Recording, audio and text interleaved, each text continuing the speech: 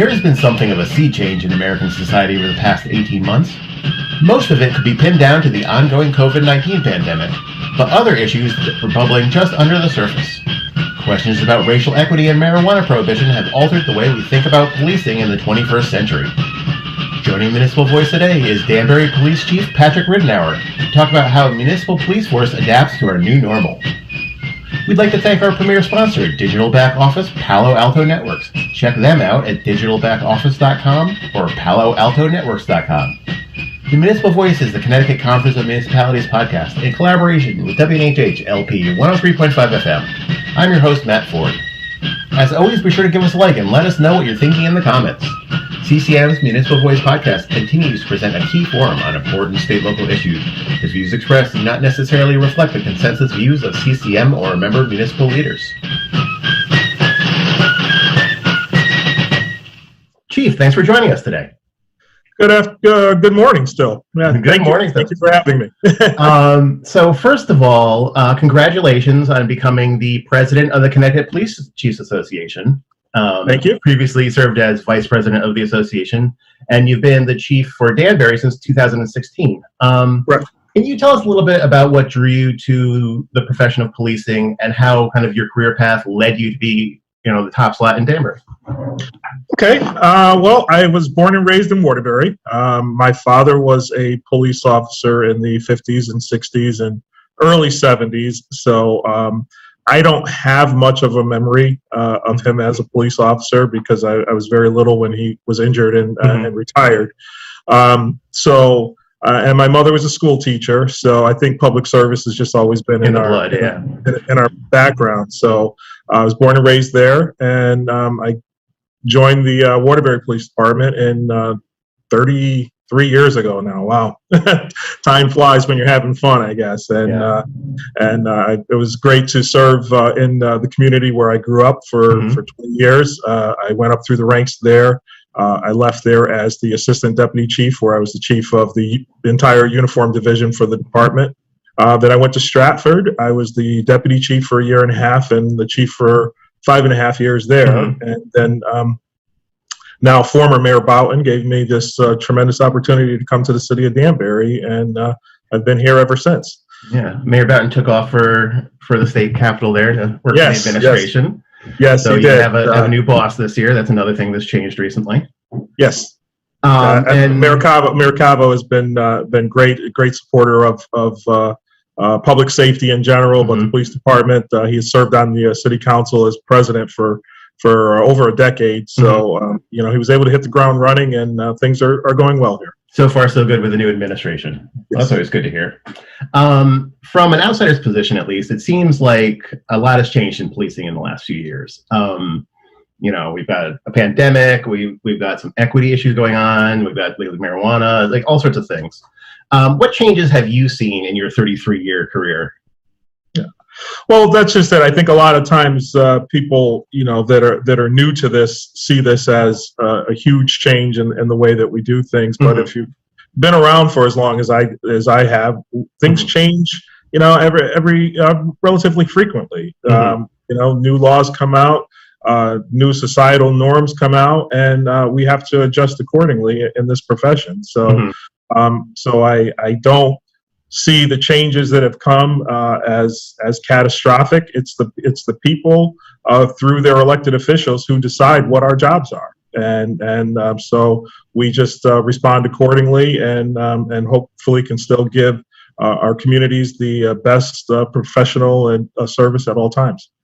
So some of the ones that make for good headlines have changed a little bit recently, but for you guys, change is kind of the constant, not the exception. I believe so. I believe so, and I think anybody who has been around for a while knows that this isn't the first time that we've seen significant changes in what is expected of us. Always there to adapt. So, as I mentioned, one of the big ones this year, a big policy change really, was Senate Bill number 1201, an act concerning the responsible and equitable regulation and adult use of cannabis, which legalized marijuana, though it is still federally prohibited. The implications of this bill are far-reaching, but to start, how does this change policing? Well, I mean, from the enforcement standpoint, it certainly changes it. That it's not something that we're going to be able to enforce, whether it's through a summons or through a custodial arrest. So that's that's the first thing that changes for us. Certainly the rules have now changed. If we smell marijuana in a car on a motor vehicle stop, and the rules change clearly if someone is in possession of less than the required amount of marijuana. So, those are the things. Those are the immediate changes. How it impacts everything that we do in terms of motor vehicle stops, in terms of whether or not someone's impaired or our accident rates. That all remains to be seen. So it's too early to tell for us as to whether or not it's going to have a major change in the way that we're used to doing things. Yeah, I know. Did you feel like you were given enough time at the police force for training to handle such a change, where it was legalized less than 2 weeks after it was signed into law? So, how are your officers on the ground and the community handling the kind of quick change? Sure. If there's one criticism of the bill, it is the speed with which it came out. I do not think that we've been given enough time to train, enough guidance that has come out for our people to know exactly what it is that they can and cannot do. And I think probably the same is can be said for people within the communities. Like, what does this mean? Which is why you see a lot of municipalities putting a moratorium on dispensaries and things of that nature until they can put. Like, you were given enough time at the police force for training to handle such a change where it was legalized. Again, I think it's a work in progress. I wish that if it had been passed, that it had been delayed for at least 6 months. Just so everyone can get their arms around it. But like anything else, we'll just have to adapt as we go along. The Post Council has given us some guidance, and I know we get some from our state's attorneys as well. And, we'll manage the best that we can. Yeah. I think one of the questions that a lot of people have around this change in policy, it's not just, what you do if you smell it, but, if an officer suspects that they are driving under the influence, without the ability to have a breathalyzer as you would with alcohol, how do you answer that question as to how officers are supposed to deal with something like that? Right. I mean, recognition experts are few and far between right now. I mean, there's got to be certainly more training in how we can recognize certain signs, and and certainly if there's an accident where someone is injured, we can do search warrants for their blood. Again, it's just one of those that we're just going to have to wait and see. It's unfortunate that has to be the answer to most of the questions, but with regard to this legislation, it's so early. It's so early in the game, and we have the same concerns that people in the communities have. And but we'll, like I said, I think there's just going to be a lot of test cases probably over the next several months to a year, and then that way we'll figure out the best way that we can move forward with this. Yeah, I think you mentioned drug recognition experts, and that's actually like an accreditation that officers can go and learn the physical, I guess, signs and yes, that sort of stuff to really know what it looks like if someone is under the influence of something. Do you have any certified drug recognition experts yet, or do you have plans to get that sort of training for some of your officers? I mean, we have plans for training for our officers, as I know many departments do. But I know that there's just really not a lot currently certified in the state of Connecticut. I know, as you said, it's early, it's hard to tell yet, but anecdotally, do you think there's been more accidents? Have you been hearing that around, or? Have not heard that yet. I think every community gets their fair share of accidents. But I haven't heard of anything yet as it relates to marijuana. Specifically, and specifically being legal now, because there was accidents before, accidents after. One key factor of the bill is the equity kind of implements to erase prior convictions that occurred from January 1st, 2000 to October 1st, 2015, marijuana-related convictions. What is the police perspective on this policy? pro-marijuana groups, some legislators say that many of these convictions are low-level, single-time offenders, and that they're not something we should be worried about. Do you see that as true in general?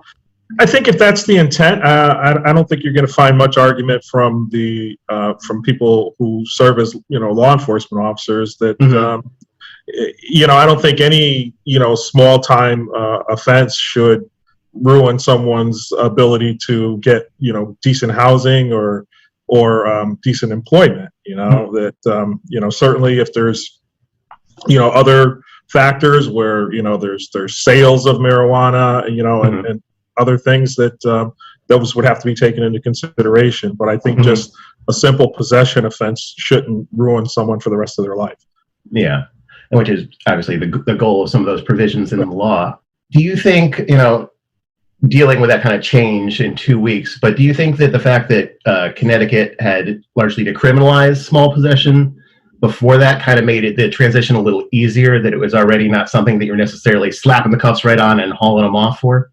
Sure, I think somewhat. I think we saw it coming. To a certain extent, but the fact that it was already decriminalized certainly made us question as to why the rush to fully legalize it when probably over the last several years you haven't really seen anyone getting significantly jammed up for simple possession. Yeah, but some of those older convictions, I'm sure, were quite happy that provision was in there to help them out. Right. But I think you could have done one without the other. Right? That's true. You could have said, okay, immediately let's erase the records, of people who've been convicted for minor possession. But in terms of the full legalization, let's wait 5 or 6 months so that we can ensure that proper training and education. Figure out all the details first, rather than make it up as we go. But you did mention that in one regard, Danbury is giving yourself a little bit of time by putting in a moratorium on retail sales, at least. So there is a retail moratorium, year-long one in Danbury on legalization. Do you think that eventually retail sales will come to Danbury after the dust kind of settles in other areas? I mean, I think that remains to be seen. The city's put together an ad hoc committee to study the issue, and so I think our first meeting is later this week, and so I really couldn't comment on how we ultimately are going to move forward on that. So many questions still up in the air. Yeah. On this topic, yes, there's so many. And there's little things all over the place that we don't necessarily think about before we legalize things, but then we afterwards have to deal with. For instance, are you going to be regulating the public use of cannabis? And if so, I know there's a population threshold for towns, and Danbury hits that population threshold, where you're supposed to designate a location where public consumption is allowed. Do you have any idea where that might be and why that location would be chosen or anything?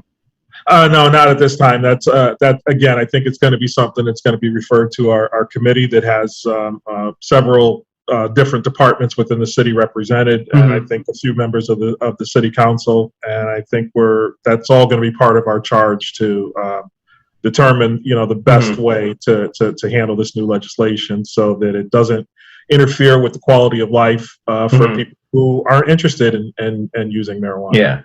I suppose that's the balance that we have to find right now is what is going to work in the best interest of everyone. Because I mean, I know that take the uniform off and just being a private citizen, I know I don't want to be in an environment with my family and someone is 2 feet away from me or even 10 feet away from me smoking marijuana. It's just but find the ways to do it like we largely have with cigarette smoke. If you're sitting on the awning at the restaurant out front, you can't be that sort of thing. Considering that it has kind of been being legalized state by state, do you think that eventually the federal government is probably going to follow suit? And if so, do you think there's something from what we've done so far that should be included or not included in that federal law, to improve upon what's been going on so far? Well, I mean, I wouldn't be surprised if at some point, the federal government really takes a serious look at it, and perhaps there may be some legalization of it at the federal level, which certainly opens up the banks and ensure the money that's being made off of these sales. Mm. My concern is really more on the employment side. There are certain jobs where such as this one, where it's just not in anyone's best interest for us to be under the influence of any sort of drug like marijuana. And so where do we get the next generation of police officers or other jobs, firefighters or other jobs that really require you to be clean, and how do we look at that in terms of when we do background checks of someone and they say, well, it was legal, I'm doing, I was doing it. How do we sort all of that out? So that's a big concern that we have, going forward as we do recruitment. It is still banned regardless of what happens at the state or federal level. It is banned by our policy, and I know that it's banned by many other police departments' policies, and I'm sure fire departments as well.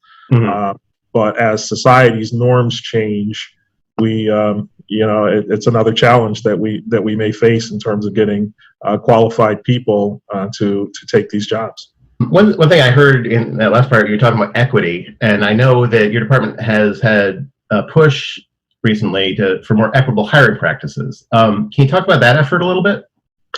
Sure. I mean, I think the difficulty we always have is getting applicants. And I mean, it's not a challenge just faced here in Danbury. It's a challenge faced by many police departments throughout the state, and to increase their diversity. I mean, I don't think that there's any department in the state that does not want to have police officers that reflect the community that we serve.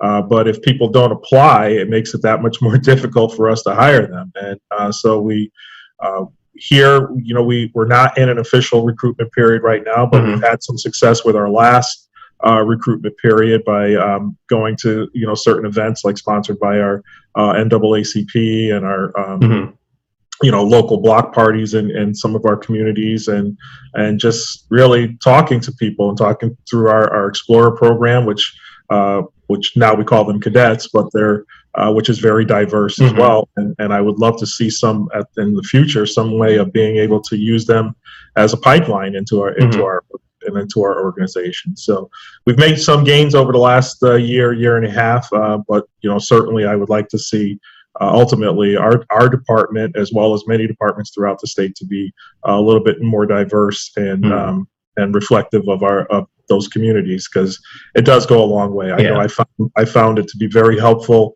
during my time in Waterbury, and to be able to not only serve there but to grow up there, and for people to know who I was and to be able to respond accordingly, and for me to be able to respond accordingly to them because of my knowledge of the community and just the symbol that I was, and the example that you try to set for the next generation. I know this is one that comes up sometimes when we talk about, having trouble finding recruits and stuff like that. Have you had issues in the past, and do you see work on the future with quote unquote poaching between departments, where one department will train up an officer? It could be sometimes like Danbury or New Haven, a larger town, and then after they're trained at some point, they go off and take the higher paying job in the suburb or something. And the complaint being from the larger town that they paid for that training sort of thing. So where do you see that issue? Right. I think it's, I think it's, it has happened to some degree. I mean, certain departments, salaries and benefits, and mainly retirement are less appealing than other places. I mean, over the last few years, there are some departments that have gone to 401ks instead of pensions, and so people that are in those departments do look to leave after they serve a certain amount of time, get their certifications, and do look to leave for something that's a little bit more stable. So it's happened. We have hired laterals before too. Over the last few years, we have solicited for laterals. Some people, but there's others that just need a change of scenery, and so we don't. Yeah, I mean, I guess a lot of us can see where as the individual person who wants the shit, like, yeah, I would want to change that job for higher pay and whatever too. But Right. for the police departments, it does pose problems, certainly. Right. So that's it's a fine balancing act sometimes when we're trying to do that. Mm-hmm. We've had some success with the laterals that we've hired, Mm-hmm. and sometimes you feel like if they don't come here, if we don't do it, they're going to go somewhere else. If someone's really not happy with where they are and they're looking to leave, they're going to find a home somewhere. And, yeah, you're not chasing after them. People are looking for those jobs. Yeah. Right. You are listening to the Municipal Voice on WNHH 103.5 FM.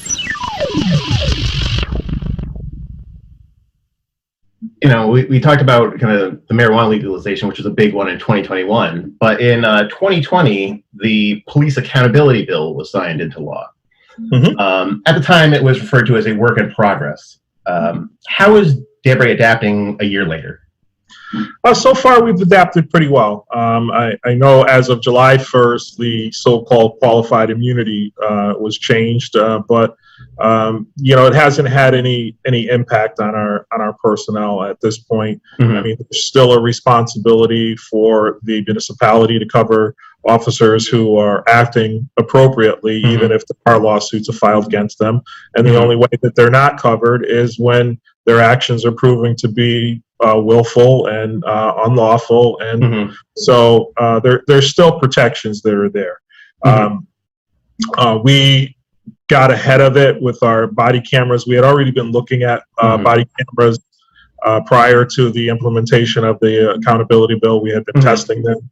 We had hoped to have them in place even before the bill was passed, but mm-hmm. We had some snafus with the vendor, so we kind of had to start the project all over again. But we did start deploying our body cameras mm-hmm. back in March of this year, and I know the implementation date is July 1 of 2022. Mm-hmm. So we're ahead of schedule on that. Yeah. And I know that there's, speaking of, wearing my other hat as the, Connecticut Police Chief's president, I know mm-hmm. that there are many other departments that are on schedule to implement body cameras in their departments as well. So, mm-hmm. So that's another thing that we have worked on. The mental health assessments for mm-hmm. our officers, that's something that we should be beginning probably next month. And mm-hmm. I know that there are several other departments, because their employee assistance programs already offered that, mm-hmm. that they've started already. So those are things that are going forward with the accountability bill. Mm-hmm. So it sounds like you and some other towns were already kind of making a lot of those changes before the bill went into effect. Right. Here our employee assistance program didn't offer that feature for mandatory wellness checks. They prefer, to do the, for people to come to them voluntarily. Mm-hmm. So we had to reach out to some other qualified doctors to be able to do the mandatory assessment. So that's why we're a little behind schedule from where we wanted to be, but we're not behind in terms of what was been required by the legislation. So yeah. So your own personal goals, you're trying to right. The legal ones, you're A-okay on. Right. So the minority recruitment, we have to submit a report every year as to what we've done. If clearly, if we are in an official recruitment period, what we've done to try to increase diversity within our departments, and the state has set up a portal for that. So I know the departments are complying with that. And we did a preliminary study on the use of more social workers. Clearly, that's an expense that's involved with that. But we are still looking at it, and we're trying to free up some funding to maybe increase what we're doing already. We do have a part-time clinician that goes on ride-alongs with our officers and is a resource for us in doing follow-up for people who are in crisis or those types of calls. That's been provided by the state. We had lost our clinician for a while, but we did get one back recently, and he's working out very, very well with our personnel. Yeah. Military surplus. we had to start a new reporting requirement for military surplus equipment. Our department never had anything, significant other than rifles that we would be able to get. No tanks or anything. No tanks. Nothing. No grenade launchers or anything that's like probably that. Good. Yeah, and quite frankly, I don't know of any department that had those types of things. So, but if it's a concern for the people, then it's a concern for us. And so, to tighten it up a little bit and make sure that everyone knows what we have and what we don't have, that's fine. But we never had anything of significance. Anything that we had through that program is something that we could have bought off the open market anyway. So it was really more of a cost-saving measure for our taxpayers as opposed to getting something that we couldn't get otherwise. Well, that makes sense. So at the top of the show, we talked about how you rose to the force and kind of what you've seen change over the years. But what do you see the future of policing look like? Like, I know you just mentioned, the social worker aspect where, in order to maybe avoid some of these with domestic situations and stuff like that, where it might not need someone being arrested, but it might need social worker, that might be a better option. Do you see more of that kind of happening in the future, like a larger kind of social worker division? Any other, changes you see coming in policing in the next decade? Well, I would like to see more social workers, but I don't think that they necessarily need to be members of a local police department. I mean, I think it's partnerships with whether it's another city or state agency or an agency that's in the private sector, to have the availability. I think a lot of things got thrusted on police officers over the last 10 or 15 years because no one else was available to do it. And in some ways it's worked out, and in other ways it has not worked out. And the funding has to be there for those support services. You can't take away from what the police are doing, but you can enhance that through those partnerships. And I think that's the missing piece right now is, if we have to be available at 2:00 in the morning or 3:00 in the morning, well, then so does that social worker. So that social worker that's designated, So we respond to that scene and we make that scene safe, to say, okay, there's no weapons involved, no one's injured, go in and do your thing. And we'll wait outside, or if you feel you don't need us at all, just give us the signal and we'll go back in service and be available for another call. So I think it can work. I think that there's a lot of things that the police have been asked to do that we do it because we are the jacks of all trades sometimes. Just like when it comes to natural disasters or anything else, that when the police show up, it's what do you need us to do? And I think this is what has happened over the last several years, and we need to swing the pendulum back a little bit and get more services that people can use, and people who are probably better qualified for long-term solutions to the problems. So that we can go back to just the short term. Right, exactly. And I think that's one thing to remember. Not only with this, hopefully, better results for the people, but also for the officers who didn't grow up wanting to be social workers. They want to be police officers, and let the social workers do the social work and let police officers do the policing. I think that's, it's good for the officers as well to not have necessarily that responsibility that they might not want or may not have the proper training for as a social worker would. Well, I think that's it. It's really more the proper training and or education that they don't have to do the long-term solutions to problems. I mean, sure, we have some officers that are trained in crisis intervention, and things of that nature. But again, these are 3, 4, maybe 5-day classes. That you don't learn as I always say, you don't learn the DSM-5, or I think now it's probably the DSM-6 or 7 in a week. There's people who have learned, gone to school for years to learn these things and to learn the psychology of people. And You know, if we get those people to help us out, that would be right. great. Exactly. We do. We need those people to help us out. So, you know, we have to find the money somewhere for some things to make sure that we're taking a holistic approach to these types of calls, and that the police can do, you know, the other things that we are better equipped for. You know, you know, reach, you know, community outreach.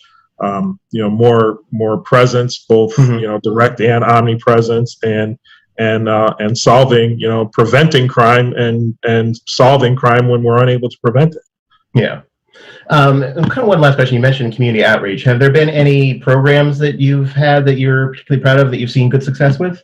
You know, COVID has really put a damper on a lot of things that we normally do. A lot of the community events that, you know, were held annually that we were a big part of stopped during 2020, and so far most of 2021 as well. You know, there are a few things that are coming up this month and next that we're hoping will still be able to go on, but clearly we're watching the you know, the adaptability and being able to pivot quick has been the name of the game for a little while here.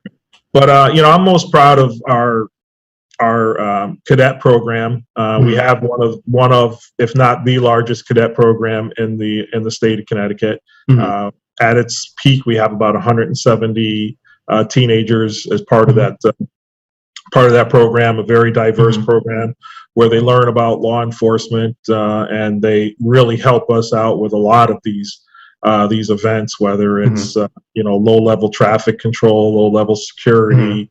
You know, just an opportunity for them to work side by side with many of our officers. Our Citizens Police Academy, we do that as well. And what I like about our academy and what we try to do in many instances is to attract people who have some concerns about police. You know, you know, it's nice to have a room full of people who are cheerleaders, but I don't know if that helps us move the needle. So it's nice to have some people who have some concerns, so they get an opportunity to see what we do, why we do it, but for them to be able to offer some suggestions on how we can do it better, or offer some criticism when necessary in a more controlled environment, because we certainly welcome, you know, constructive feedback on how we can improve those relations with the community.